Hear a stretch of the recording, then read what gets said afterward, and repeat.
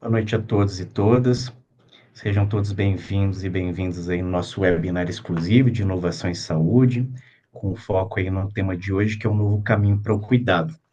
Nós temos aqui dois convidados especiais, né, a Juliana e o Cleidson. Deixar a oportunidade deles se apresentarem, falar um pouco da trajetória deles, de como tem sido essa atuação na saúde digital, né, o Cleidson Cavalcante, que é líder também de um projeto da UTI Conectada, um projeto já tem aí uma dimensão em nível nacional, tem interfaces com inúmeros hospitais, vamos deixar ele falar, e que inclusive está famoso, que passou inclusive em TV aberta e já passou em várias mídias aí em relação à atuação.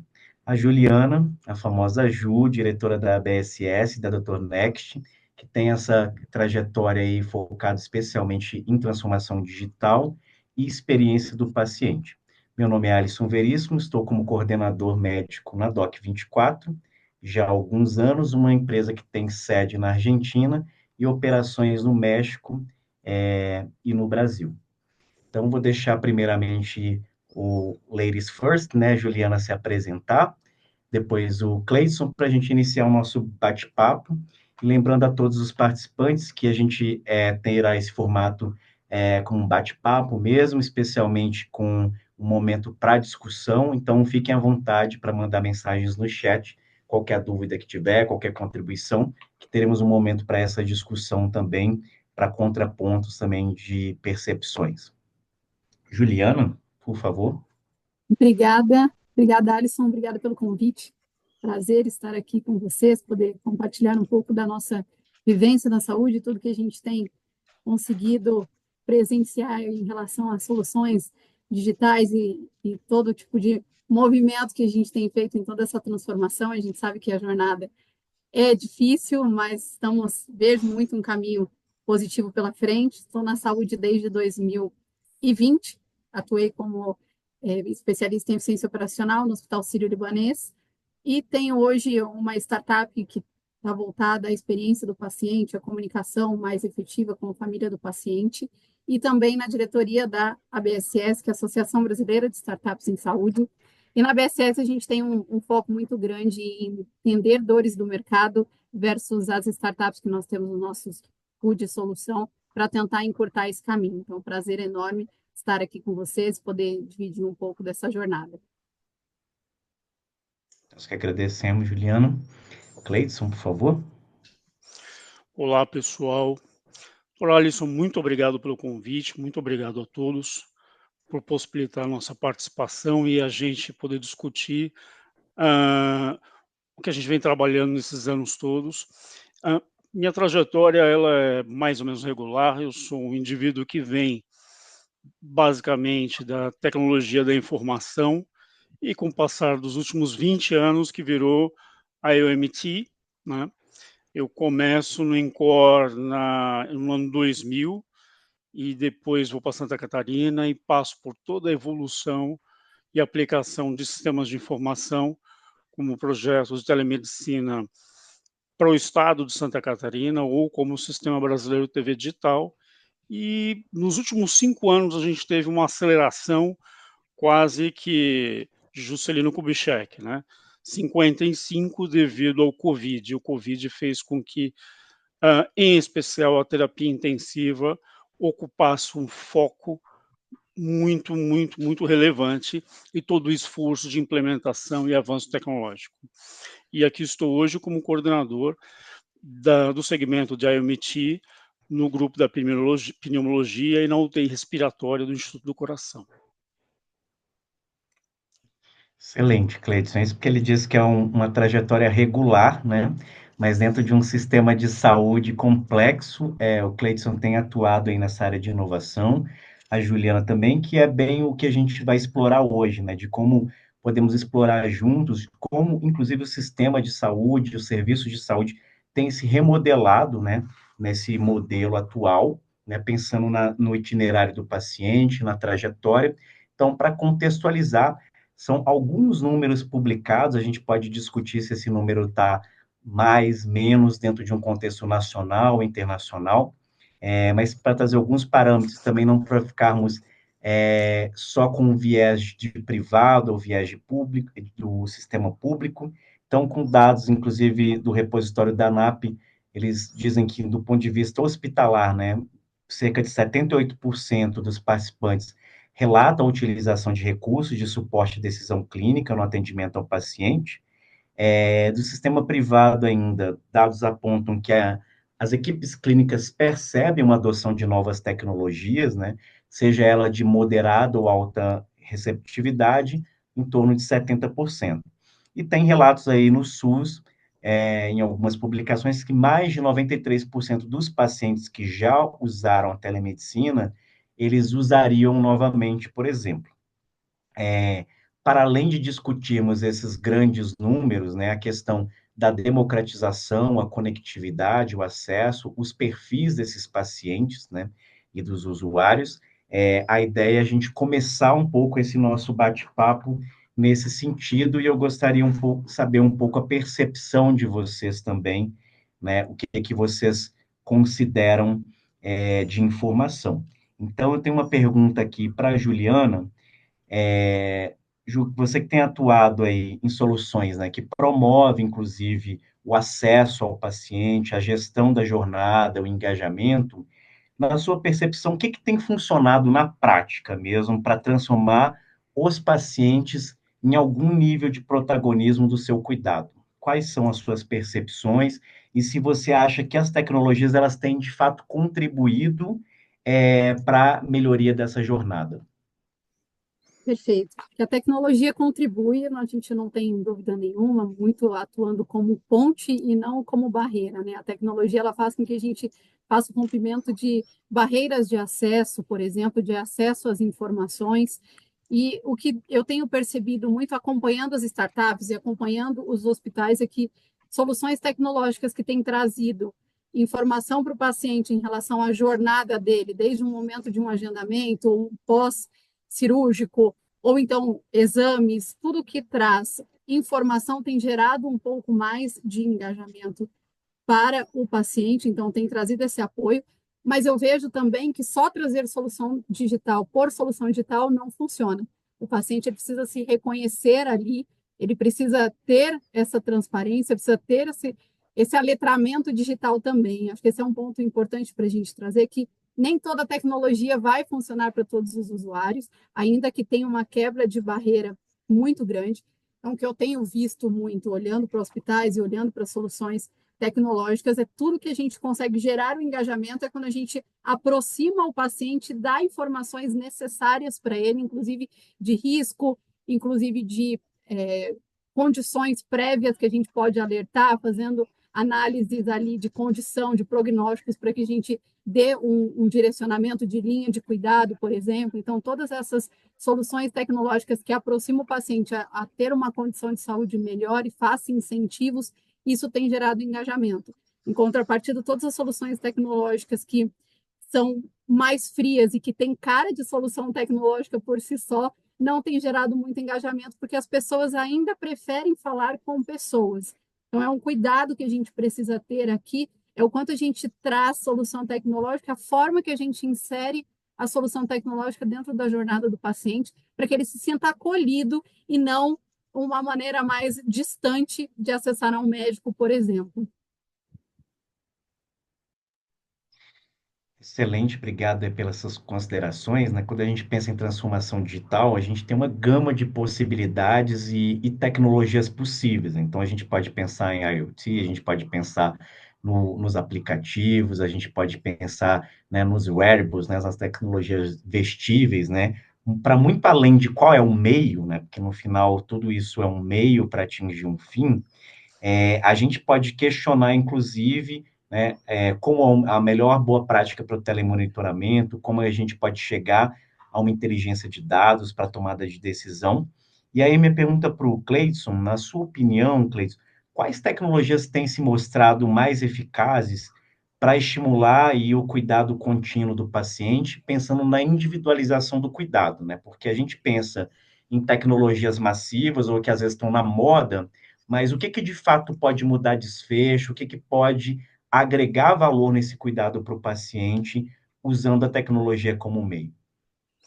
Eu vou pegar alguns pontos que a Juliana considerou, que ela olhou para um ponto da linha e eu vou falar do outro ponto, mas eles estão juntos, né?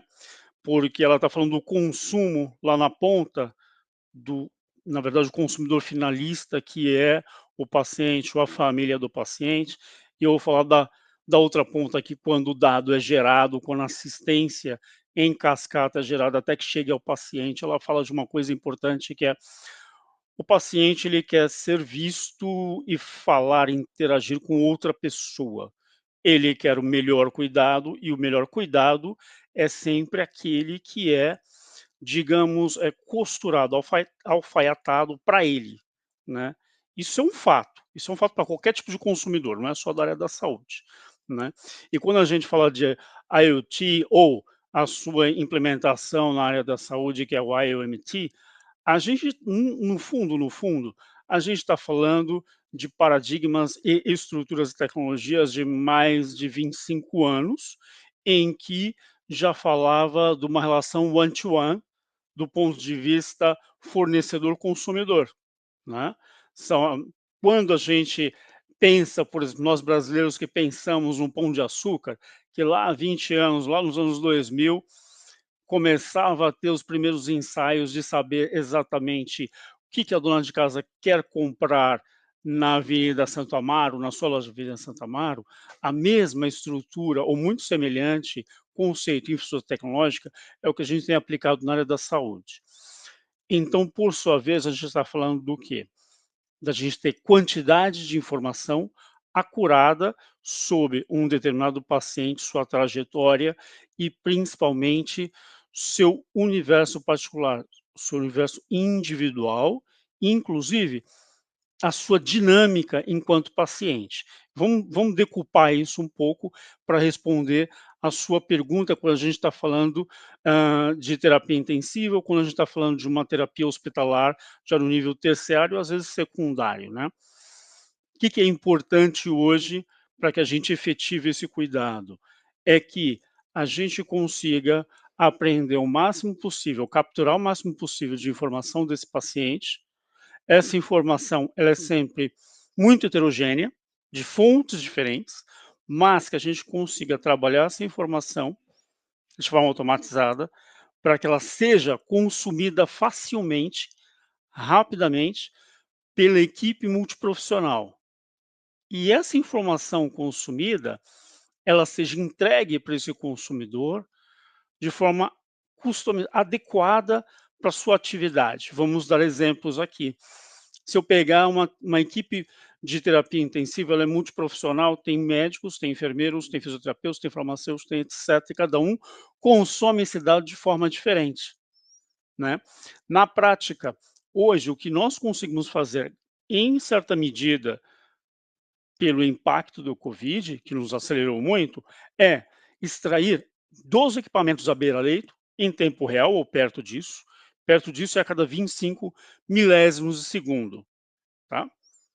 Informação de monitor multiparamétrico, ventilador, bomba de difusão, cama mecânica, entre outros equipamentos, seja beira-leito ou wearable também, essa a gente faz a mesma coisa, não importa qual seja o device, o que importa é a capacidade de aquisição do dado, transmissão e convergência de dados de equipamentos muito diferentes para o mesmo ambiente eletrônico, para o consumo do profissional, né? Então, eu vou dar um exemplo mais prático aqui, de um dos parâmetros que nós temos adotado, é o tempo de resposta a uma injúria presumida, né? Suponhamos que você tem um telão de monitoração num balcão de UTI, um técnico de enfermagem passa e reconhece uma arritmia. Ele reconhece também que a concentração de uma droga vasoativa possivelmente está um pouco acima para a relação paciente. O tempo que ele comunica isso para o resto da equipe e que a tomada de decisão pela equipe médica de fazer o ajuste é o tempo de resposta. Quanto mais curto for esse tempo de resposta, melhor vai ser o desfecho para esse paciente. Porque provavelmente ele nem vai sofrer qualquer consequência fisiológica em função daquela normalidade percebida pela máquina. Porque rapidamente a equipe toda conseguiu perceber a normalidade e dar uma resposta, né. Isso, no final das contas, no final do ciclo terapêutico do paciente, reduz tempo de internação, portanto, reduz tempo de consequência deletéria da própria terapia intensiva, que a gente sabe que acontece, o uso de medicamento e também do conjunto do insumo, né, tanto o insumo estrutural, quanto o recurso humano ali disponível. E quando a gente otimiza todos os recursos, o que sobra? Sobra tempo de um profissional qualificado para interagir com o próprio paciente. Ele gasta menos tempo em esforço operacional e, em contrapartida, ele tem muito mais tempo naquilo que ele é melhor, que é o cuidado e a interação e a percepção pessoal com o paciente, né. Isso vale para dentro de uma terapia intensiva, como vale para dentro de uma terapia na enfermaria ou extra-hospitalar, né. É uma cascata, digamos, virtuosa. Não, excelente. Eu acho que a gente, inclusive, está direcionando para esse próximo tópico mesmo, que a ideia era a gente discutir, é, seguindo essa mesma linha, essa questão mesmo da tecnologia, se ela aproxima, né, se ela distancia nesse cuidado humanizado. É, e aí, dando sequência a isso que o Cleidson falou, é muito nesse sentido, né? Eu tenho por vezes dizer que a tecnologia ela afasta, né? Que cria um ambiente impessoal, mas existe possibilidades aí desses impactos, de tornar, inclusive quando a gente pensa na assistência, é inerente à assistência em alguma medida, algumas categorias profissionais, outras menos. Além do processo assistencial, a gente tem todo esse processo administrativo, né? Por mais que esteja muito é, correlacionado, quando a gente pensa em ficar registrando tudo que a gente já fez na prática para o paciente, a gente tem que colocar lá nos registros, seja por prontuário eletrônico, ou seja em processos manuais, é muito isso que o Cleidson acabou ressaltando, né? Se a gente consegue criar mais eficiência para que a gente automatize alguns pontos, ou faça um monitoramento de uma forma mais sistematizada, informatizada, a gente vai possibilitar, talvez, né, no que foi relatado, é que talvez a gente vai ter mais disponibilidade desses profissionais para esse cuidado mesmo para o paciente, mesmo no nível de alta complexidade, né? Então, você Uhum. acredita, Cleidson, que a tecnologia pode aproximar não só relações profissionais de saúde com o paciente, mas até a integração da própria equipe na alta complexidade? Absolutamente, tá. Posso puxar um outro exemplo pra gente? Claro, claro, por favor. A gente viveu, o Brasil todo viveu, o mundo viveu, mas ficou muito forte no Brasil o quanto que ficou escancarado que o Brasil, a maior parte dos profissionais, os ambientes do Brasil, não necessariamente tinham domínio da execução da ventilação mecânica em casos agudos e complexos de hipoxemia, né. Isso ficou uma coisa muito clara e, poxa, isso não existiu por causa do Covid, já existia antes, ficou claro no Covid e continua existindo depois.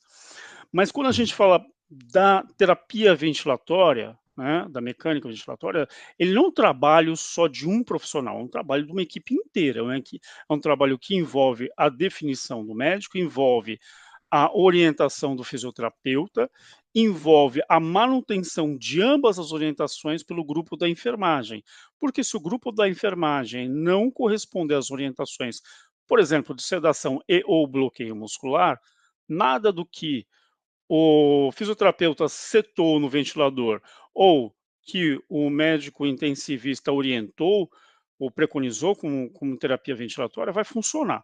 Qualquer um desses pontos que não estiver congruente, toda a terapia vai por água abaixo e, no caso da terapia ventilatória, ela é o último recurso a entubar o paciente. Tanto que quando o paciente é entubado, já se conta um momento regressivo para extubar esse paciente, porque é o último meio de sustentação da vida respiratória daquele paciente e que sem isso ele morre, né. Por outro lado, ela é muito, literalmente, como diz o nome, ela é invasiva e agressiva para o paciente. Ela pode ser extremamente lesiva se ela não for bem aplicada, operacionalizada e retirada a tempo. Ela pode, em vez de ser o fator de, ela deixa de ser o fator de manutenção da vida para ser um condicionante deletério, né? E isso nós vimos durante o Covid, Perfeito. e o que a gente percebeu, e depois a gente flagrou e mensurou isso, tá? Já vou responder a sua pergunta quando a gente teve a possibilidade de fazer projetos para o Brasil inteiro, em UTIs distribuídas no Brasil inteiro. Então nós tivemos vários cenários distintos de regionalidade, de capacidade de infraestrutura de UTIs e principalmente de perfis de recurso humano de especialistas e arranjo de equipe multiprofissional, né? E quando que a informação ou essa oferta da informação fez com que se transformou num fator de amálgama da equipe, né? Primeira coisa, quando a gente desmistifica, quando a gente esclarece, limpa e deixa tão desvelado como é que funciona a mecânica ventilatória. E a gente fez isso através dos dados fisiológicos em tempo real. Vou dar um exemplo, né? Em poucos centros, a gente tem equipamentos que têm condição de dizer qual é a pressão ideal positiva para aquele pulmão, para que ele nem os alvéolos fechem e nem os alvéolos estourem, né? Que é a relação de hiperdistensão e colabação desses alvéolos. Que a gente, e muita gente no Brasil todo, muitos profissionais ainda tinham uma ideia de um pouco equivocada de qual é a PIP ideal para, qual é a pressão ideal para o paciente. E quando a gente conseguiu transmitir em tempo real os dados, as curvas ventilatórias dos ventiladores que estavam na UTI remota para nós e, ao mesmo tempo, nós víamos essas curvas e a equipe multiprofissional inteira via a mesma curva e a gente fazia, por exemplo, uma pausa inspiratória e tirava a medida na pausa ventilatória e sabia quanto que era o excedente ao volume corrente daquele paciente. Isso era o grande flagrante que desvelava para toda a equipe, falar assim, poxa, não é só uma inferência ou a escola do fisioterapeuta que está aqui falando na nossa equipe, né? Olha, é verdade, Também. a mecânica ventilatória, quanto que a gente estava dando a mais de volume corrente para esse paciente desnecessariamente? Quanto estava colocando a mais de Perfeito. pressão nesse paciente desnecessariamente, né? Certo. Só para o Esse pessoal da flagrante, ele audiência. só é... Oi? Não, só para o pessoal da audiência entender, inclusive um pouco o contexto do seu projeto, vocês têm uma unidade central alocada no INCOR, não é isso? Sim, Que consegue isso, monitorar à distância os parâmetros de pacientes críticos, né, de alta complexidade, em UTIs espalhadas aí no Brasil, não é isso? E aí certo? vocês conseguem fazer algumas intervenções, inclusive escalando para super especialistas na área e apoiar Exatamente. outras unidades que não têm essa expertise, não é bem isso, mais ou menos? Exatamente. Dimensionando, foram 10 UTIs espalhadas em 10 estados diferentes do país, aproximadamente 100 leitos no total, e que nós fazíamos 1h30 de discussão por dia, são mais de 12 horas de rounds por dia com todas essas UTIs, sendo que um especialista nosso aqui, terapia intensiva, discutia os casos mais complicados com UTIs remotas. E muito obrigado, viu, o Alisson, pela ajuda e intervenção. Não, E imagina. o que acontece de mais impressionante é a homogeneização do entendimento da mecânica ventilatória, a aceitação do novo paradigma, né, e a colaboração entre a equipe, porque não adianta nada toda a equipe do dia resolver um dado volume corrente, uma dada pressão para esse paciente, quando vem o turno da noite tem uma outra interpretação, né? Se eu não tenho essa horizontalização do entendimento, eu tenho uma quebra na continuidade desse paciente. E o que é mais bonito disso tudo é que é uma horizontalização que funciona para a ação assistencial, mas principalmente funciona para que haja uma sedimentação de conhecimento. É um conhecimento tangível, porque ele enxerga a ação expressa em dados, como funciona. Isso fica para a equipe, não fica só para o indivíduo, mas fica para o conjunto da equipe, né, em termos de conhecimento e padrão de cuidado. Não, perfeito. Acho que você conseguiu explorar bem no nível da alta complexidade, né? Porque quando a gente pensa em saúde digital e tudo, a gente está muito condicionado em pensar na telemedicina e a questão médico-paciente especificamente, né? O Uhum, seu projeto especificamente, vocês trabalham com teleconsultoria também, então vocês conseguem sim. trabalhar a teleinterconsulta, a teleconsultoria com toda a equipe multi, e no final das contas, você comentou em relação à horizontalidade, no sentido, inclusive, de garantir uma continuidade mais padronizada dos pacientes e tornando até o plantão mais agradável, com menos intercorrência, né? Então, a gente vai falar daqui a pouquinho também um pouco do bem-estar e tudo das equipes profissionais, e aí vou querer a sua percepção também. Para a Juliana, nesse dilema que às vezes a tecnologia afasta, o que que você considera essencial para que o digital aproxime e não distancie, Juliana, da equipe de saúde? Cleidson, muito bom conhecer um pouco do seu projeto. De fato, a gente fica muito condicionado a achar que a tecnologia está muito voltada para coisas simples e não um atendimento mais complexo. Olhando para esse viés que você trouxe, Alisson, a gente tem muita clareza da intencionalidade da tecnologia, o que a gente espera de resultado com ela e como a gente vai trazer essa tecnologia e inserir no dia a dia do paciente, o quanto o paciente vai perceber o valor naquilo que nós estamos inseridos. E existe uma diferença muito grande quando a gente fala de transformação digital entre você implementar a tecnologia, você mudar a cultura e você mudar a forma que o paciente vai conduzir o cuidado e desfecho, olhando para soluções tecnológicas e trazendo a solução tecnológica mais para perto. Então, para mim, são pontos extremamente importantes, que é entender o que a gente espera de resultado com a inserção dessa solução tecnológica, que a gente vai agregar valor para o paciente na utilização dessa solução tecnológica e se o paciente também percebe valor. Porque muitas vezes a gente vê muitas soluções tecnológicas disponíveis no mercado, onde a gente acredita que vai gerar o engajamento, mas no final do dia o paciente ele quer clareza da informação, quer comunicação no momento correto, ele quer ter algo mais humanizado ainda que seja digital. Então, para a gente quebrar essa barreira, precisa entender o que eu quero comunicar com esse paciente, qual tipo de paciente que eu vou fazer essa comunicação,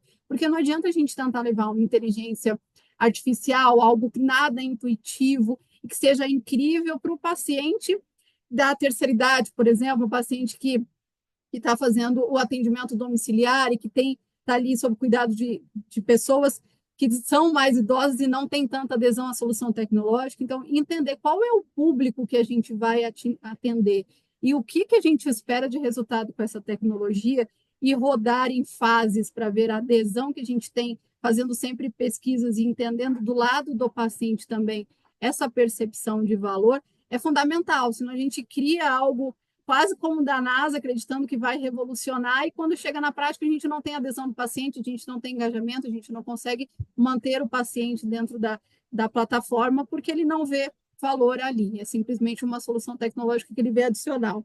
Então, perceber que gera resultado e que a gente consegue direcionar para uma melhor linha de cuidado e para um melhor desfecho, eu vejo que é o que de fato faz esse engajamento. Não, perfeito. Eu acho que compartilhamos algumas percepções muito em comum e pensando num próximo tópico, né, que eu já até me adiantei aí com a provocação que o Cleidson falou um pouco sobre o que que a gente tem para discussão em relação ao saúde e bem-estar e tudo. Então, a gente sabe que cada vez mais empresas, elas têm criado aí programas, né, de bem-estar digital, né, tem operadoras usando inteligência artificial, hospitais redesenhando esses fluxos com base em dados, né, para quem tem condições de ter esse pool de indicadores, né? Isso acaba mudando o jogo, né? Quando a gente tem uma percepção que os processos de trabalho, a carga de trabalho, quando otimizado, você acaba criando um bem-estar também para os profissionais de saúde e profissionais de saúde com mais qualidade de vida, por consequência, eles vão acabar fazendo um melhor cuidado e tudo.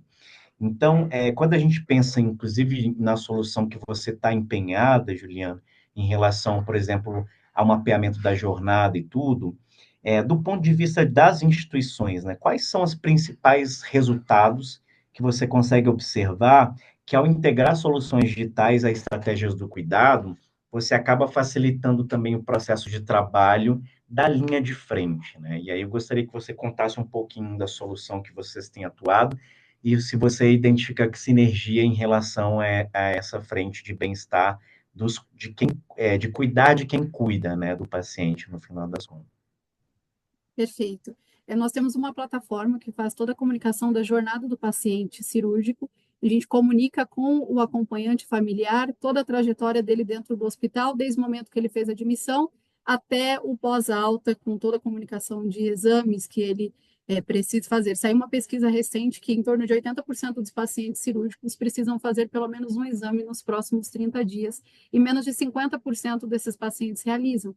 Que ele fica, a partir do momento que ele sai do hospital, muitas vezes ele se sente solto em relação a desfecho e acaba não retornando. Então, é uma oportunidade gigantesca que a gente tem de trazer mais cuidado para o paciente. E quando a gente fala sobre a nossa solução, olhando para o hospital especificamente, quando a gente faz essa comunicação de forma proativa em relação à jornada, a gente elimina todo o acesso, o contato que o acompanhante acaba acionando muito o time assistencial para a busca de informação. Então, de forma proativa, a gente faz essa comunicação e também tira o acompanhante dentro do complexo hospitalar, que muitas vezes ele também fica ali junto com o paciente, trazendo uma série de riscos associados.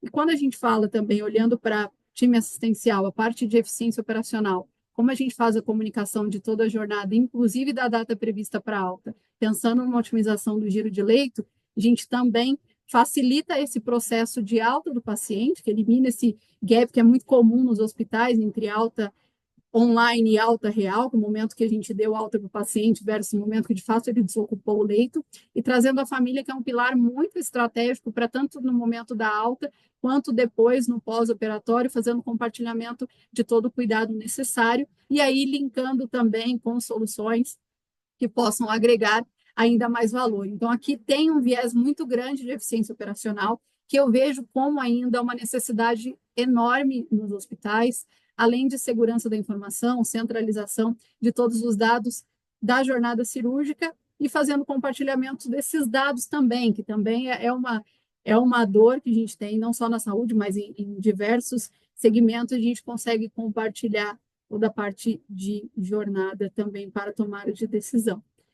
Olhando de maneira geral para soluções tecnológicas, agrega muito ao sistema de maneira geral. Eu tenho acompanhado muitas startups de baixo custo e alto valor agregado, quando a gente tem, por exemplo, IaaS ali conectadas a prontuário eletrônico, que traz todo o resumo do paciente no momento do próximo atendimento, então facilita também ali no diagnóstico e conduta médica. Tem IaaS espalhadas ali em todo o processo, que a gente precisa ter cuidado na hora de selecionar quais são, de fato, as tecnologias que vão realmente agregar valor e trazer mais eficientes, mas vejo um ganho gigantesco nesse aspecto. E o cuidado que a gente tem que ter, que eu sempre vejo, é como eu vou linkar os ganhos que eu tenho de trazendo soluções tecnológicas para dentro de casa versus o que eu vou transbordar isso para a jornada do paciente. Se o paciente ele precisa estar no centro, como eu conecto todas essas pontas? Para mim, esse é um dos maiores desafios da transformação digital,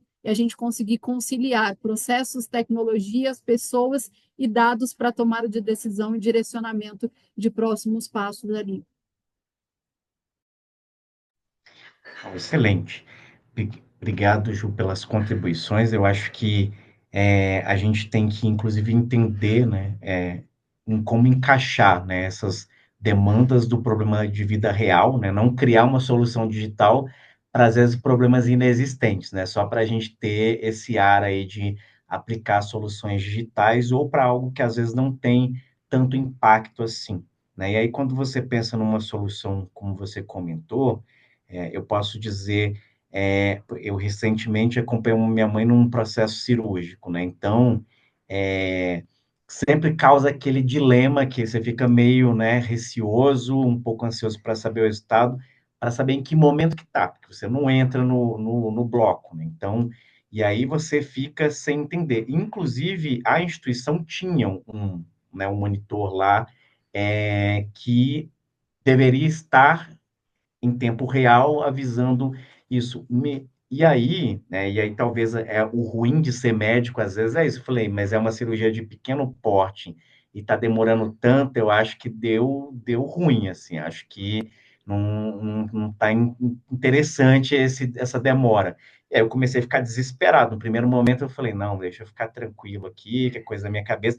Estava demorando muito, aí eu fui lá na recepção. Ah, não, atualiza no terminal, fica acompanhando. Mas aí depois bateu, foi o desespero mesmo. Já fui lá na recepção e falei, não, eu preciso da informação. Ela entrou que horas no bloco, porque então deu alguma intercorrência na cirurgia. E aí acaba que a linha de frente, né? Eu chamei a recepção não resolveu, eu fiquei até falar com a equipe de enfermagens, então isso causa um estresse, né? E às vezes e simplesmente porque atrasou de entrar no bloco, mas como eu não tinha essa informação, eu tenho certeza que eu também causei um estresse na linha de frente ali, né, do cuidado, porque eu mobilizei uma equipe, porque eu queria uma informação mesmo, que eu estava preocupado. E aí, não no papel de médico, no papel de filho, agoniado, querendo saber de fato o que estava acontecendo, isso acaba mudando mesmo a dinâmica e a rotina, né, do dia a dia aí da assistência. E para o Tem Cleidson, tem uma pergunta. só É, um complemento antes de você seguir, que saiu uma pesquisa recentemente de que em torno de 30% do time assistencial que fica na recepção ali ou circulando pela parte do bloco cirúrgico, onde ficam os acompanhantes, eles desprendem de aproximadamente 30% do tempo passando informação para os familiares e não fazendo o cuidado de fato do paciente. Então, é um ponto bem relevante que, de fato, a gente acaba acionando muito o time assistencial que deveria estar totalmente voltado para o cuidado. excelente, Ju. Obrigado. Não, eu desconhecia essa informação.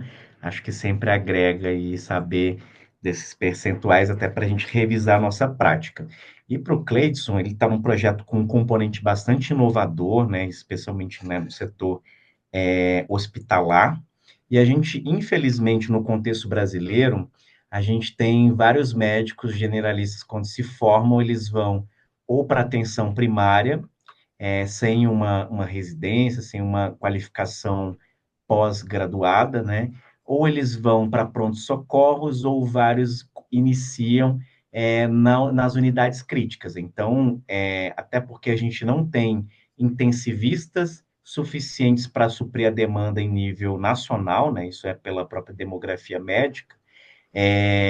Eles têm esse componente inovador de conseguir ofertar um atendimento mais especializado para os corpos clínicos espalhados aí para o Brasil. E aí, nesse sentido, do ponto de vista de escalar a tecnologia, quais barreiras que você identifica hoje, Cleidson, que impede de que esse tipo de tecnologia que apoia e facilita a vida no dia a dia das equipes assistenciais, para torná-la mais escalável? De forma direta, eu acho que um dos principais pontos, tá, é o que você acabou de dizer, é a reduzida quantidade de profissionais, tanto para transmitir conhecimento, mesmo que eu utilize uma infraestrutura capaz de compartilhar conhecimento em tempo real, de um ponto ao outro, ou seja, eu tenho imensa concentração de especialistas no litoral do Brasil e no resto do país eu tenho um grande vazio de especialistas, tá? Mas mesmo que eu tenha hoje de concentração, numa relação profissional-demanda, se tivesse todo mundo no mesmo lugar, ela ainda é muito baixa, né? Então, esse é o principal obstáculo. Mas eu vou fazer um parênteses nisso e vou voltar em algumas coisas que a Juliana falou que eu achei muito interessante, se você me permite. Quando você fala deshospitalização, tá? Com certeza. Deshospitalização, ele é um dos dois marcadores, de um dos entraves, tá? De eu reduzir o meu tempo de internação hospitalar. Por quê? Eu tenho um paciente, nós temos um paciente numa UTI que ele está resolvido, ele está de alta, alta do ponto de vista terapêutico, mas não do ponto de vista físico, porque eu não tenho para onde encaminhar esse paciente, ok? Então, se nós tivéssemos, Juliana, mecanismos de monitorar esse paciente num pós-op ou um paciente crítico, que ele é crônico, mas que eu posso monitorar a condição para ele, vamos pegar um paciente de insuficiência cardíaca, né? Uma parte do tempo ele precisa ficar aqui no hospital? Não, ele poderia ficar em casa e eu fazer a monitoração de forma remota, né? E por sua vez eu abro leito, abro vaga. Se eu abro vaga, eu faço a coisa girar para todos os lados, inclusive na outra ponta que é o grande complicador, que é o pré-hospitalar. Vamos lembrar, no caso do Brasil específico, a grande quantidade de hospitalização, a grande quantidade de situações de urgência e emergência e a grande quantidade de de unidades de terapia intensiva se dá porque a cadeia assistencial prévia ela é muito deficiente, né? Do ponto de vista, inclusive, do time da doença barra paciente. Então, a gente recebe o paciente no hospital e na UTI já passando muito da janela ideal de oferecer o melhor para esse paciente.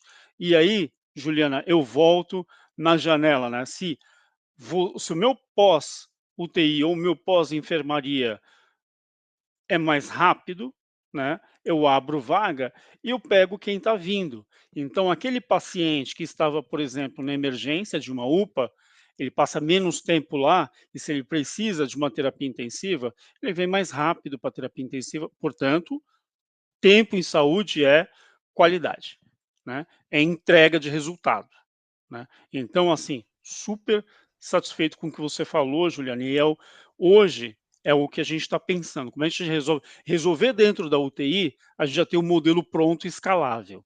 Mas a gente entendeu nesses 5 anos, e em especial no ano de 2024, com os números de que a gente precisa atacar as pontas, pré e depois, e no pré, pensando hoje que hoje depois de 2 anos de projeto com o Ministério da Saúde, etc., nós sabemos que, na mediana, os pacientes que vão para essas UTIs ficam 2 dias entubados.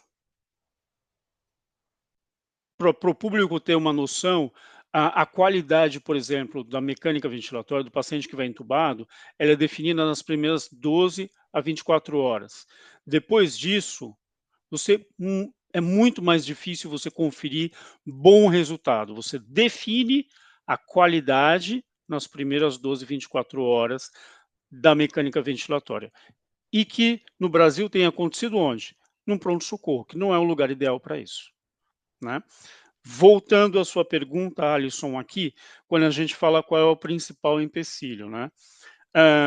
Antes de mais nada, maturidade. Acho que é o grande empecilho.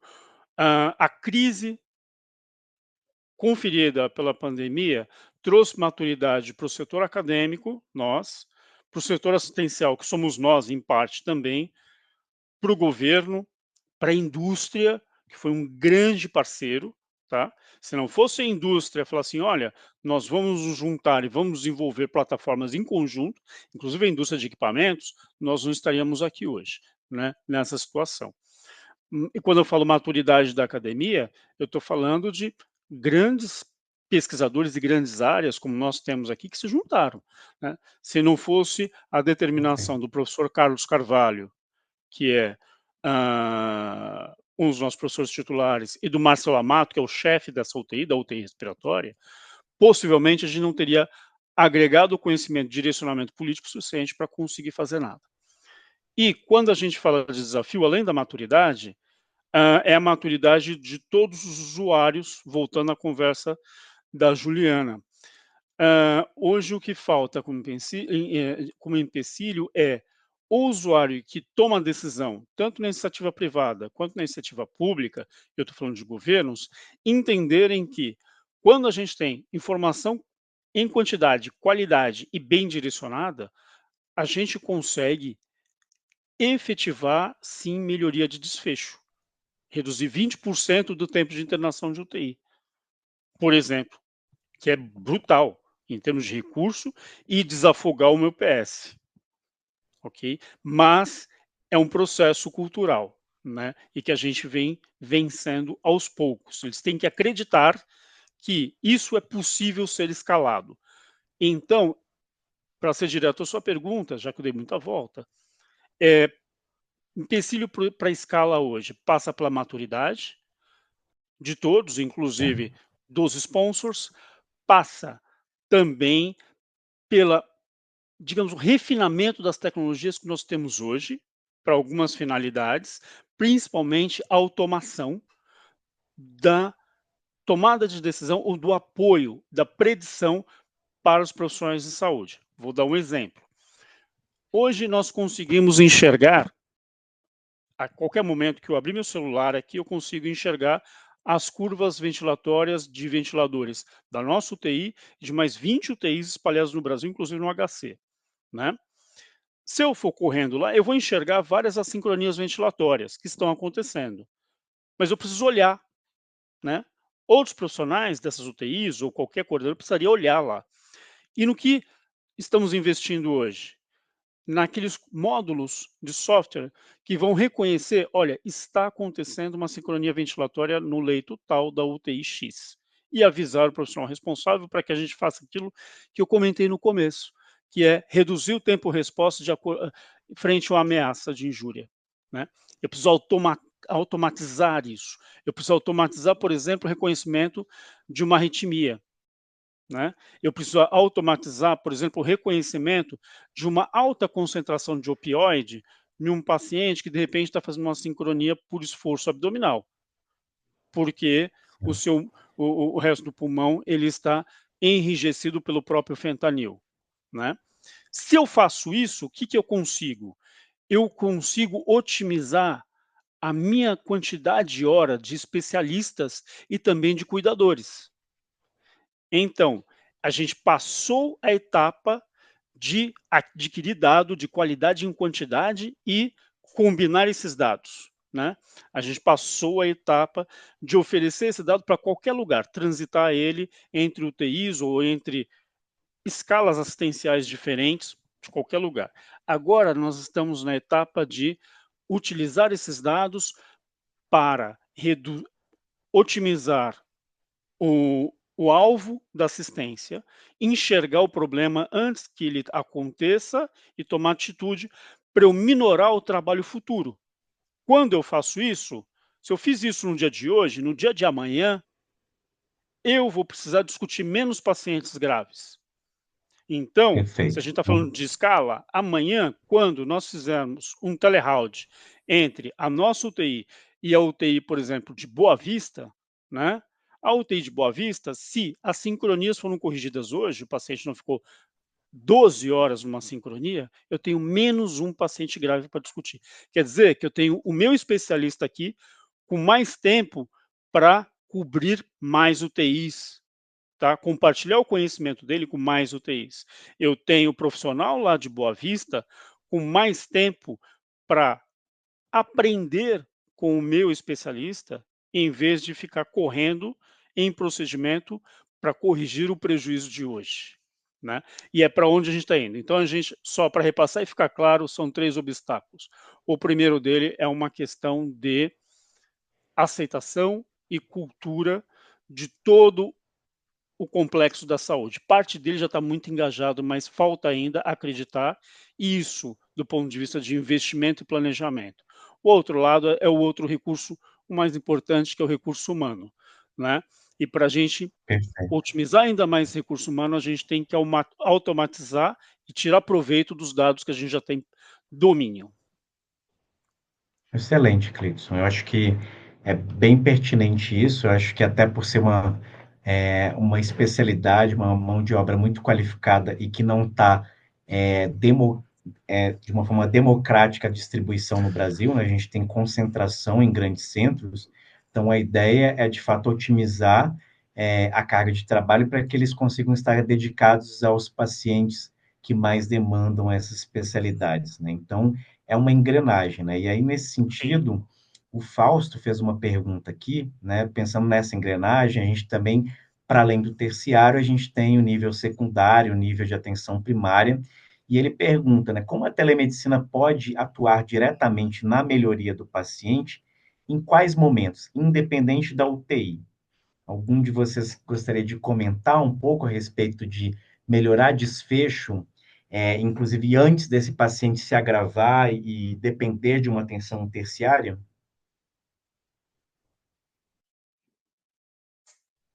Juliana, você quer começar ou eu começo? Pode começar, acho que você está mais por dentro dessa parte de telemedicina. Será?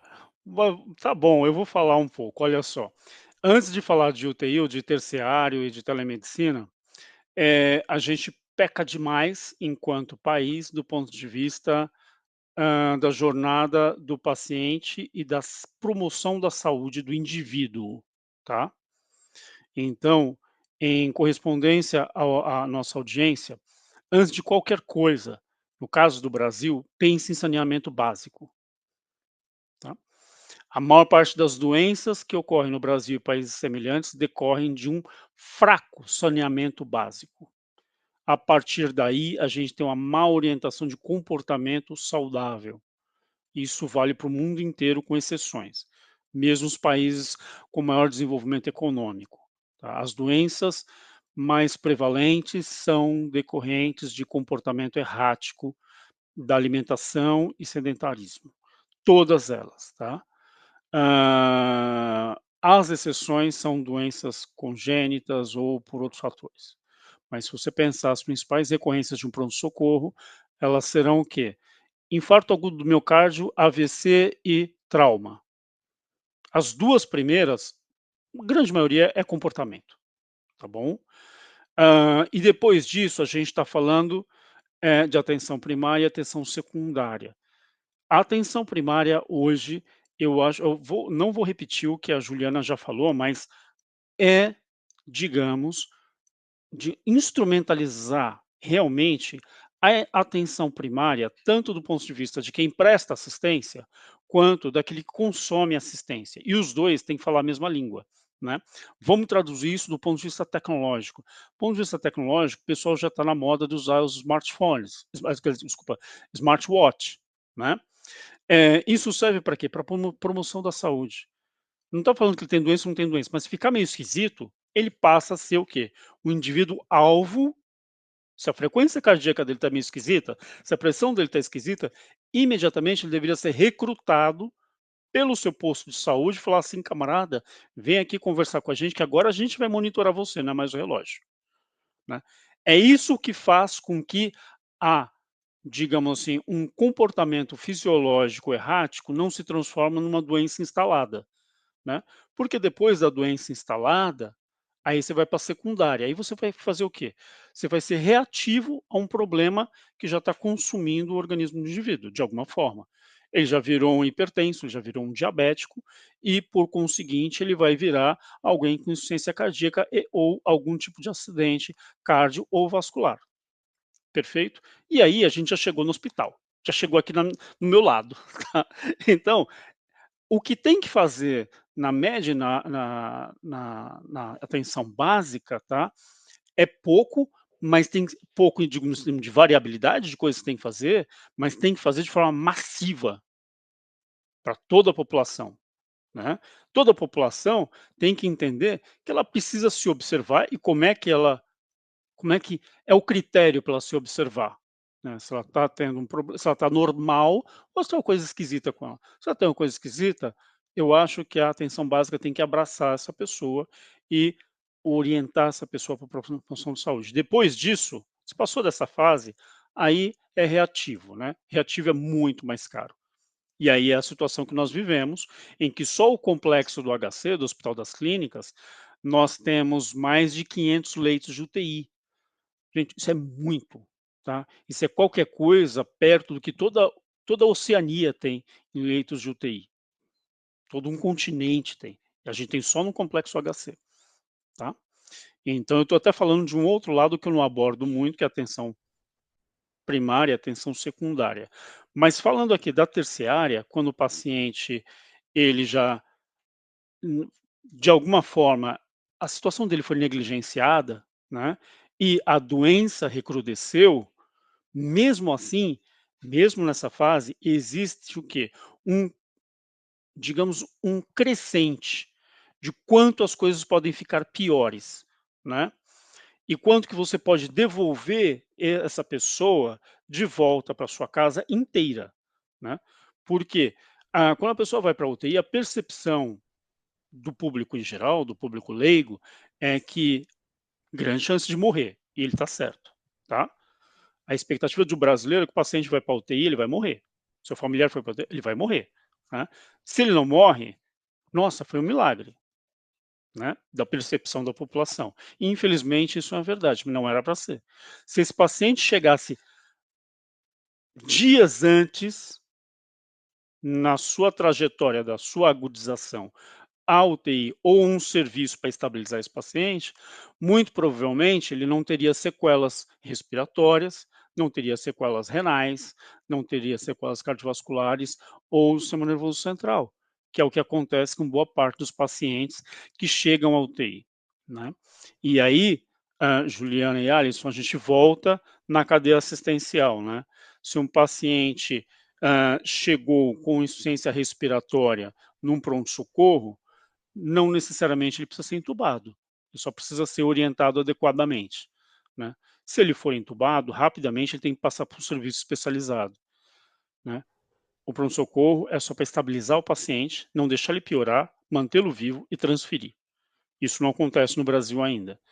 O que a gente está propondo é que a gente venha fazer serviços semelhantes que a gente faz para dentro dos hospitais, para dentro dos pronto-socorros, para que a gente possa também homogeneizar protocolos de cuidado, evitar que um paciente seja entubado indevidamente, se entubado, que ele seja ventilado de forma protetora ao seu pulmão e que ele chegue em boas condições na terapia intensiva, não com o pulmão todo lesionado, né?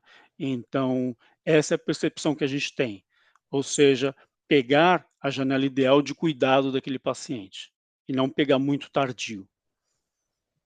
Não sei se Excelente. eu Eu acho respondi a que pergunta da nossa respondeu audiência. bastante. Eu acho que é exatamente isso. A gente tem inúmeras áreas de atuação, né? Seja a promoção da saúde, né? A prevenção de doenças e também, né? Quando necessário aí as terapias, né? Nem sempre curativas, né? Porque a gente tem as doenças crônicas não transmissíveis que por vezes não tem cura, mas a gente consegue fazer o controle até para evitar piores desfechos, né? Eu acho que isso está bem atrelado, envolvido. Quando a gente pensa também, né, para além de serviço terciário e tudo, e quando a gente pensa em telemedicina, acho que para além de telemedicina a gente tem que pensar em telesaúde também, né, na resolução que nos regulamenta e tudo, de pensar em toda a equipe multi, né? Então, quando é falado aí em hábitos e tudo, a gente pode pensar em serviço de psicologia, de orientações nutricionais, então a gente tem uma gama de possibilidades, e como a gente sabe também que a gente não tem fisioterapeuta suficiente para grande demanda, e terapeuta ocupacional que a gente tem menos ainda, e fonoaudiólogos que tem ainda menos, a gente pode pensar até em algo que já tem avançado, e como o Cleiton falou, a gente na academia tem uma maturidade maior, a telereabilitação. Então, a gente tem inúmeras possibilidades aí de evitar sequelas e, às vezes, evitar sequelas maiores, né, como foi comentado. E aí, pelo avançado horário, vou passar para a Juliana se ela quer fazer alguma consideração e a gente vai já para essa nossa fase final, visto que hoje ainda é uma quarta-feira, queria agradecer a presença aí de todo mundo que está ao vivo, acompanhando a nossa discussão.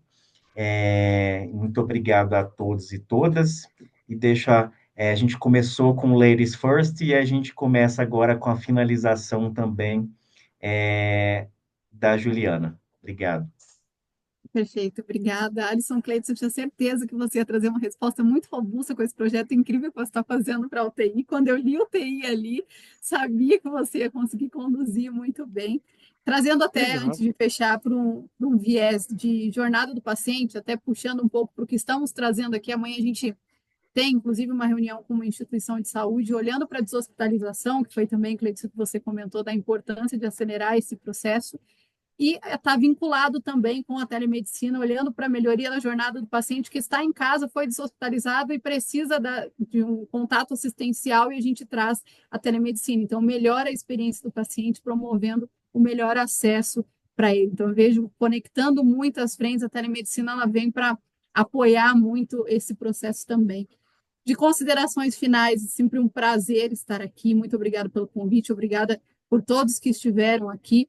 Que a gente possa juntos continuar construindo uma saúde melhor, uma saúde mais tecnológica, e que a gente consiga, através da tecnologia, agregar valor tanto para as instituições quanto para o paciente. A gente não esqueça nenhum dos lados e possa caminhar todos rumo à mesma direção, que é trazer o paciente para o centro do cuidado. Para mim, é sempre esse o viés, que a gente possa abrir mais portas para as startups, agora trazendo um olhar de ABSS também, para que as startups possam testar suas soluções e as instituições de saúde possam procurar instituições como a ABSS, que faz esse apoio e encurta esse caminho entre as dores de mercado versus o que a gente tem de solução. Então, que formamos, de fato, um ecossistema e que todos estejamos juntos de forma colaborativa para seguir esse caminho de digitalização e transformação na saúde.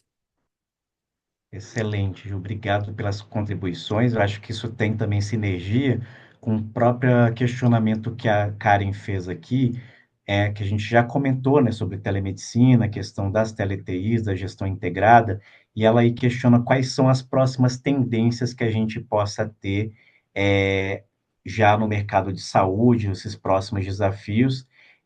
Então, as tendências para transformar o modelo atual de cuidado nos próximos anos. E eu acho que casa com o que a Ju acabou de comentar, quem sou eu para dizer as próximas tendências? Então, a gente precisa, de fato, frequentar, porque inovação é isso, né? A gente tem que ver então, por vezes, a gente vai em inúmeras feiras, em inúmeros congressos, teve esse ano em Las Vegas o RIMS, né? Então, a gente pôde conhecer em alto nível, o mundo todo estava lá trazendo tendências. Claro que a gente tem que filtrar o nosso contexto, né, do brasileiro, latino-americano, a nossas maturidades e o nosso nível de conectividade. Mas eu acredito que as tendências é exatamente isso, ver no nosso ecossistema, e aí a BSS é muito ecossistema brasileiro, e eles acabam trazendo também o que vem do mercado internacional para o contexto. Então, o que eu acredito em alta, o que está hoje, Karen, de fato, IA generativa, uma grande discussão para apoiar decisões clínicas, né? Então, o Cleidson comentou também de como tornar os alertas de um paciente crítico de uma forma automatizada, para que a gente tenha um telemonitoramento mais efetivo, de não depender de alguém ficar em tempo real, 24 horas em cima de um monitor, mas que tenha uma acurácia também com uma janela de segurança para a gente poder confiar nessas métricas, nesses parâmetros como alerta.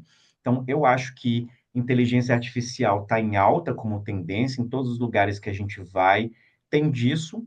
Tudo tem um contraponto, né? Então, tem que entender esse algoritmo, qual que é a transparência dele, quais os vieses, porque também eles podem nos induzir a erro, então isso é sempre um ponto para questionar.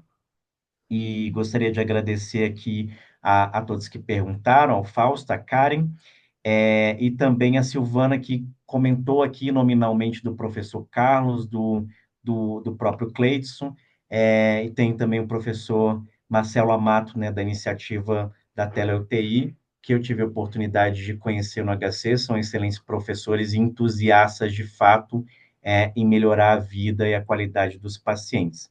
Então, dado ao avançar do horário, a gente encerra por hoje essa live. Eu acho que para mim encerra com uma vontade de continuar mais algumas horas aí de bate-papo. Eu acho que é um assunto bem profundo, mas abre a oportunidade da gente ter uma sequência aí de participação. Então, obrigado a todos e todas presentes aqui. Até breve. Muito obrigado, nós também agradecemos muito. Obrigado, pessoal. Obrigado, Obrigada, Cleiton. Obrigado, pessoal. Até Juliana. mais. Tchau, tchau. Até mais. Tchau, Todos tchau. os presentes. Cleiton, um prazer conhecê-lo e estar com você aqui também. Obrigada, O Alisson. prazer foi nosso, por favor. Até mais. Tchau, tchau. Tchau, tchau.